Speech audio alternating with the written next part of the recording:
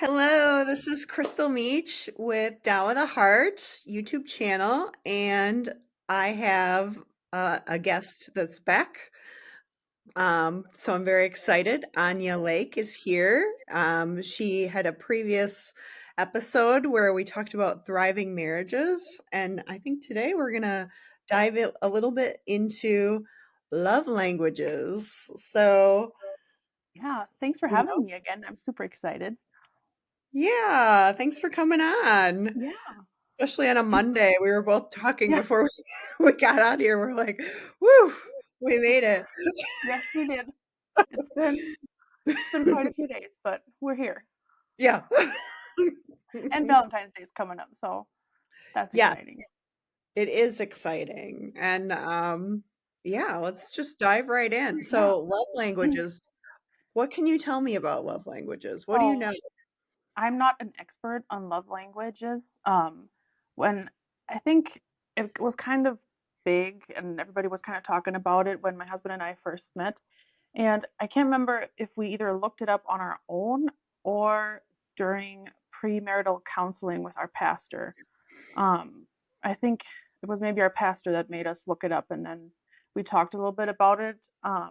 And my husband and I, we are one of those odd couples that actually speak the same love language, which I feel like makes things a whole lot easier in terms of understanding each other and where we're coming from.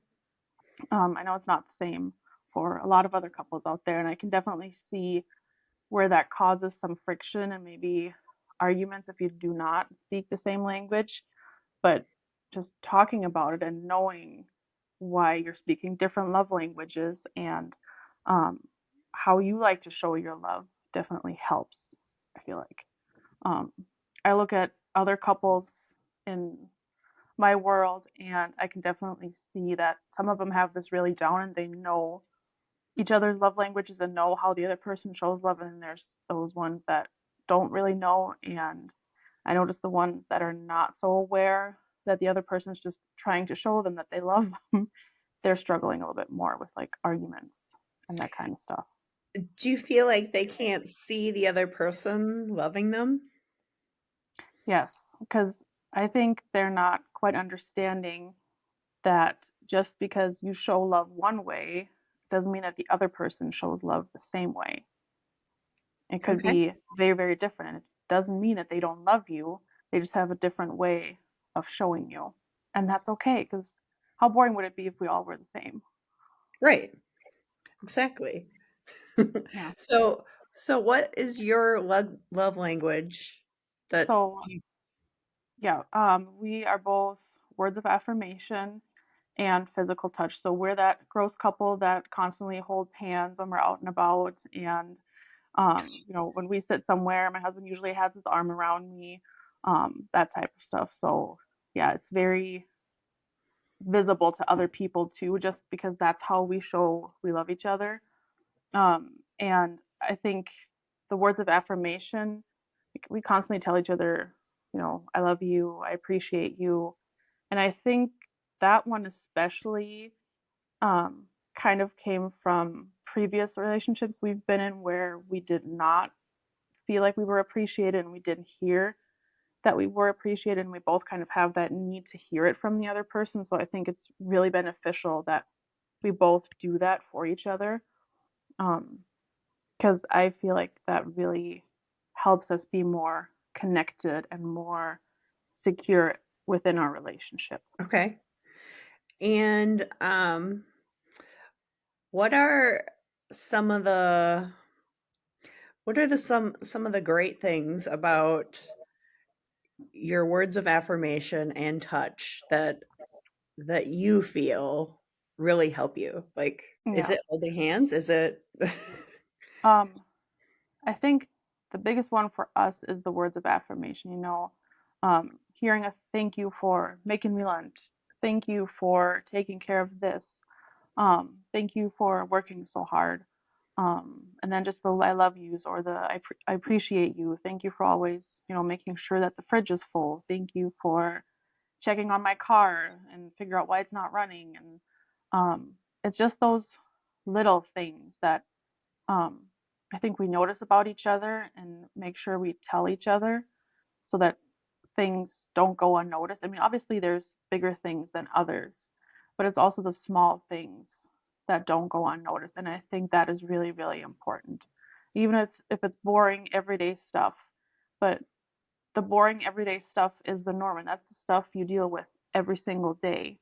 And making sure you see what the other person is contributing to everyday life, I think validates them more than when you give them praise or thanks for doing something big. Yeah, what I'm hearing is like the little things, like, Mhm. and I see this so much on the other side, the opposite side. Um but the first part of my program is understanding your mindset Mhm. and getting in that frame of work Yeah. where you're realizing that everything in your life is showing up to serve Mhm. you. Mhm. And so it's kind of like a servant mentality Yeah. within Yeah. the relationship. Yep. And I once feel like you yep. I feel like that's definitely what we have, that serving each other. and that's so beautiful because um a lot of women and men too, they kind of think of the bigger, like it might be, oh, it's Valentine's Day Mhm. and I want flowers Yep. to show that you care or whatever. Mhm. And but there's all these things that men and women are doing in that relationship that um that make every day your life. Mhm.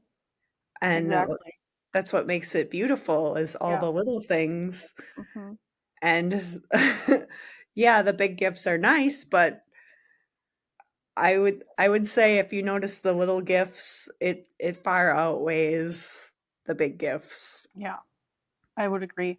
My husband's not one to get me flowers all the time. I mean, in the 6 years we've been together, I can count the amount of times he's gotten me flowers on one hand, which is completely fine with me because it's the little things that he does for me that I know he cares. It's the, oh, I stopped there and there and they had your favorite candy bar, so I grabbed it for you. Or a few weeks ago, he noticed that my bread knife was getting really dull, and apparently he spent like a half hour researching bread knives, and a couple days later, I had a fantastic new one show up on my doorstep. So it's those little things that he notices, and it's the little things I notice about him that validate each other's feelings and then make sure that the other person feels loved. Yeah, and it's also as you focus that way, Mhm. you get more of that. Yes. More of it shows up. Mhm. Like Exactly. it's like you both are more motivated in the Mhm. relationship to keep that Yeah. feeling Yep. alive. Yep. Definitely. Okay. Yeah, we're also some people find it So odd that what we other don't tips do really we have from celebrate Anja? Valentine's Day. I mean, we have a nice Oh, did you oh, did I I think my computer froze for a second. I didn't hear that sentence. Oh, so do we have any more tips from you? I'd love to hear more. Well, let me think. I mean, I think again it comes down that understanding that we have comes down to being open and vulnerable with the other person so that they actually have a chance to be able to understand us. Because if we don't share how we're feeling and what, you know, makes us special and makes us think the way we think, or past experiences we've had that influence how we act today, then how are they supposed to, you know, deal with that and help us and support us in that way? Because it's not always sunshine and roses, and sometimes things are hard. But as long as you keep that communication open, I feel like it that's to me the most crucial part, apart from just accepting the other person the way they are, but also talking about it.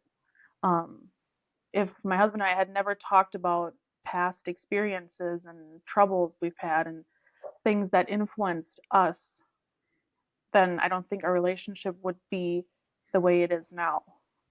Because through all that talking and explaining, you know, troubles that we've gone through, that made me understand why my husband thinks the way he thinks, and same thing the other way around. Yeah, and are there things that you notice as a woman that you catch yourself because he's a man and you know he doesn't think that way? Hmm. Definitely. It's usually um, when we're planning things, and I know he know like he knows that I have it all planned out, and I know what time we need to leave and this and that. But sometimes I'm like, oh, geez, why can't he, figure out what time we got to leave, or why do I always have to hurry him along so that we actually leave on time? But then I catch myself, I'm like, nope, that's his brain cannot function that way. He doesn't have that sense of time for that. And that's okay because I never need to worry about how we're going to get there because he figures that out. I don't have to worry about it. I might have to tell him where we're going, but then everything from leaving the house until we get there, he takes care of that. So that's something I don't have to worry about. So I remind myself of that, and there's probably 100 other different things. Um, you know, Around the house, I do most of the stuff, the cleaning, the cooking, the laundry and stuff. And some people might look at that and think, well, why doesn't he ever help? No, he does. He does all the maintenance. Like whenever something breaks, he takes care of it. I don't have to ever worry about yard work. He takes care of that. I don't have to worry about the vehicles. He takes care of that. So it's like a give and take. We both have our jobs. And I think because we've kind of, I don't know, assigned it that way, we don't get frustrated because we do share the responsibility and we both have our jobs that we do. And I'm thankful for that because I'm terrible about cards. Like, I don't know nothing about that. So it's great that he knows how to take care of that. Whereas he has no clue about, laundry or what cleaner gets rid of what stain. And that is perfectly okay. Mhm. And it's that working together and that compromise and that communication that got us to where we are today, where nobody is like unhappy because they always do this. It's just part of how we've arranged things for us. Yeah, and I'm also seeing like you both understand your own power, and Hmm. to keep each other in power is to give each other more power. Yes, absolutely. Like, I acknowledge that he knows more about some things that I do, and he acknowledges it the other way around. And I think that's great because while we are dependent on each other, it's not in like, oh, I could never do this by myself, but it's also in a nice way. Like, it's nice that I know I can depend on him in that regard, and it's nice for him to know that he can depend on me in that regard, and that we have each other's back. And it starts with, again, the little things, because the little things make up the big picture. Mhm.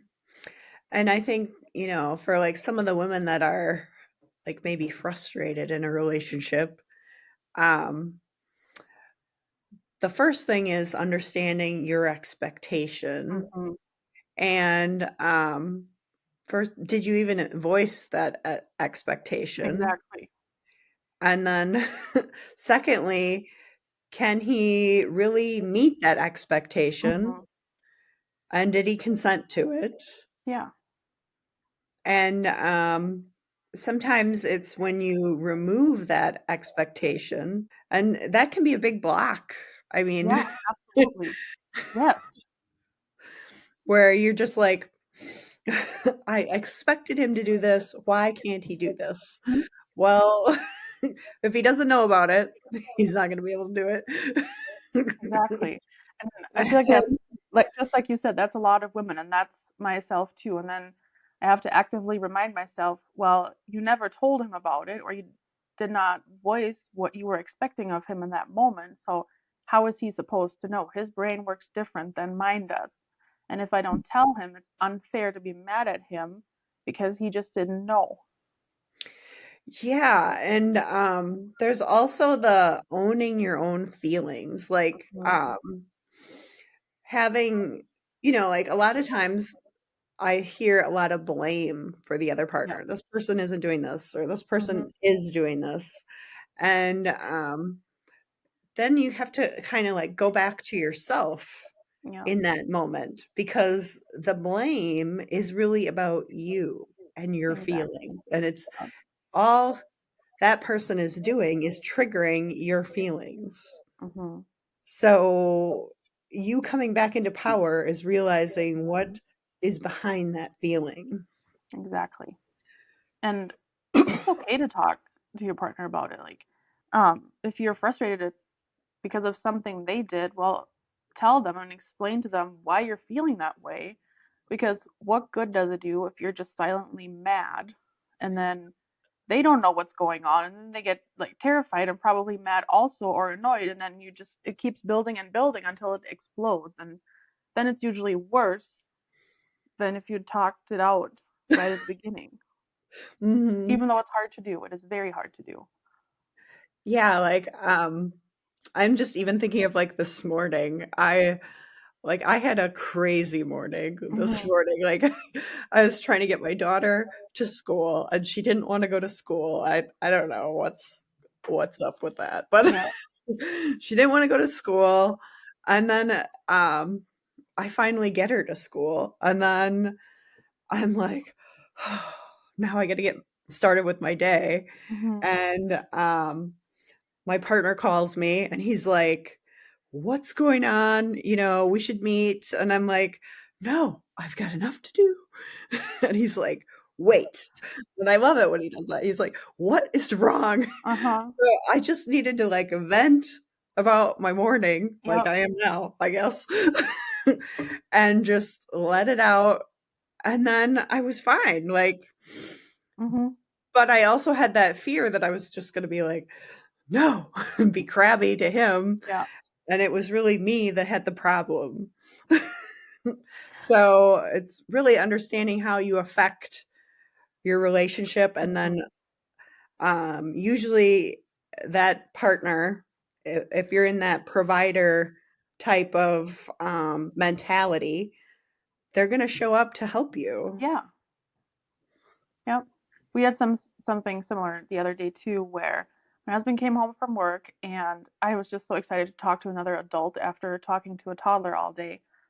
And so I started talking to him about the day and I could tell that something was up and I asked him, "What's wrong?" He's like, "I just need a few minutes to decompress. Today was a really difficult day and I just need like 10 minutes to myself." I'm like, "All right, here you go. Go to the bedroom, shut the door. We're good." Hmm. Yeah, and I know, like in my studies, esoteric studies, they kind of talk about men and ritual. And men, when they like go from working to going home, they don't want to bring that home, and Mhm. they don't want to focus on that. So, Yep. like them coming home is a big deal because they have to get in a new state of mind because they're in a Mhm. different environment. So Absolutely. yeah, it's Yep. realizing that. And Exactly. And he came back, he locked himself in our bedroom and came back 10 minutes later and he was a completely different person. He had time to himself, time to process the day, and then it was all good. But, had I not asked, then he could have thought, "Oh, I just need to, you know, listen to her," and then he would have been mad at me and I would have been mad at him for not really listening because his mind is somewhere else. And instead of doing that, we just talked about it. And that's, you know, the beauty of having that open communication and being able to read each other like an open book. But that took time and that took work. And my husband and I are both not people who really like to talk about our feelings. So once we realized that, we've kind of been making an effort to talk about it because we both know that if we didn't, things could fall apart and that would break us. And we do we absolutely don't want that. So it's like, okay, if we want to make this work, we need to talk about our feelings no matter how much we hate it.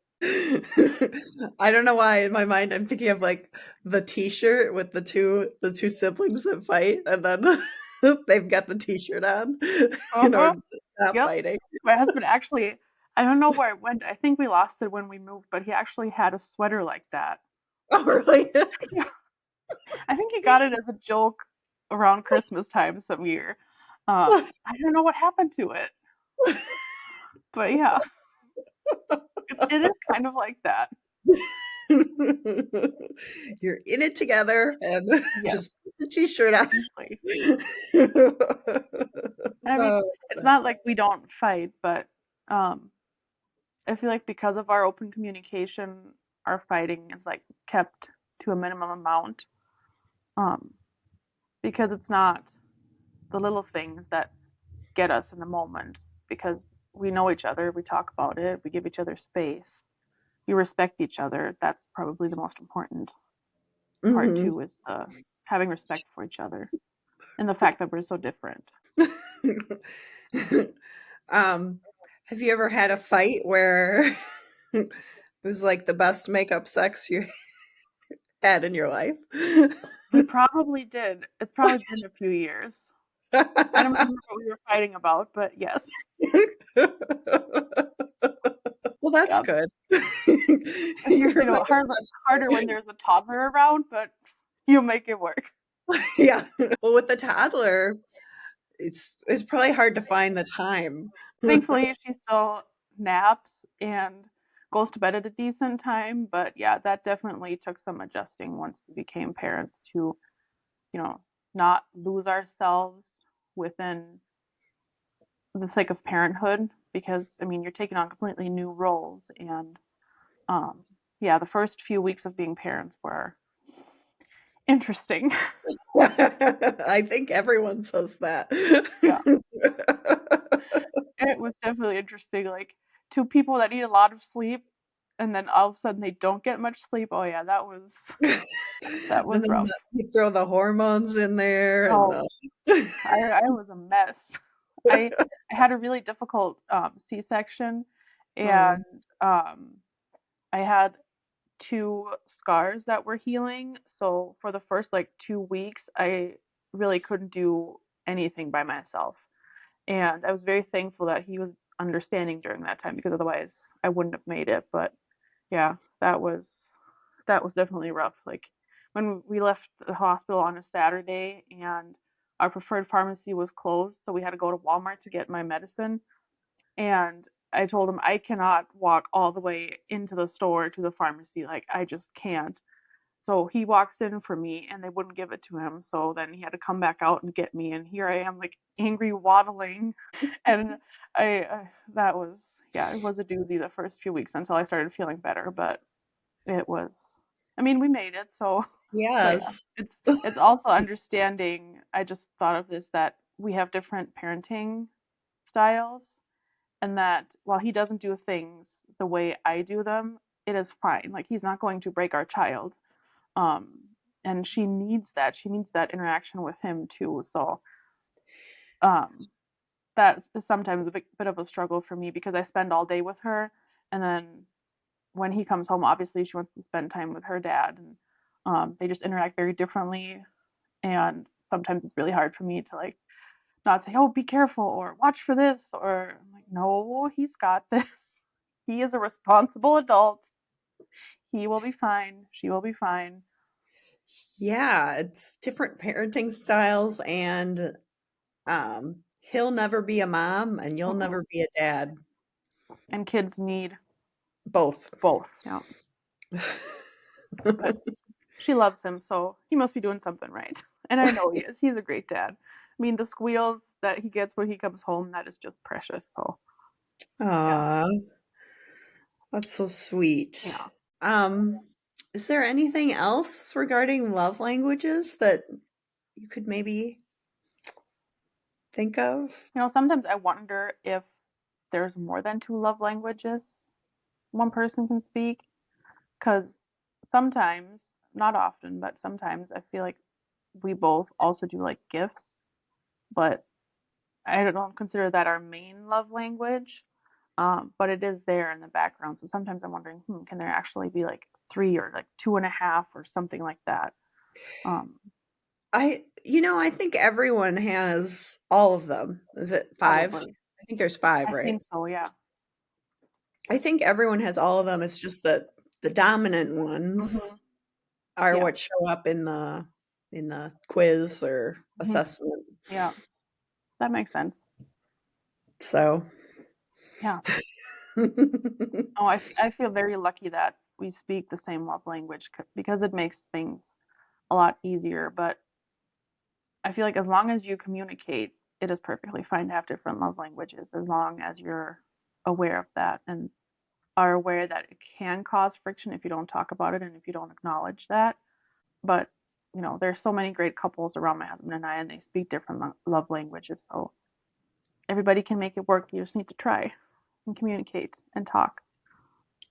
Oh yeah, for sure. And that's so big too to have the support from other Hmm. people too. Yeah. Um, because if you don't have the support, No. Oh, yeah. That makes it really, really difficult. Thankfully, my family loves my husband and his family loves me and we all get along great. I think honestly my grandma might be more in love with him than I am. But Aw. yeah, it is really cute. But yeah, family support definitely helps. It makes it a whole lot easier. Yeah. Okay. Well, if you have anything else, um, just let me what Yeah. is there anything else? Otherwise, Not we'll that I just can think of. yeah, thank you Thank so much for coming yeah. on and Thank you for having me again. This was fun. yeah, it was fun. We'll have to do this again, Yeah. like always. I'd love Yes. to have you on. Maybe, I enjoy being here. yeah, we'll figure something Oh out. yeah. Okay, well, thank you so much, Thank and you. thank you for watching Tao of the Heart. Have a great day.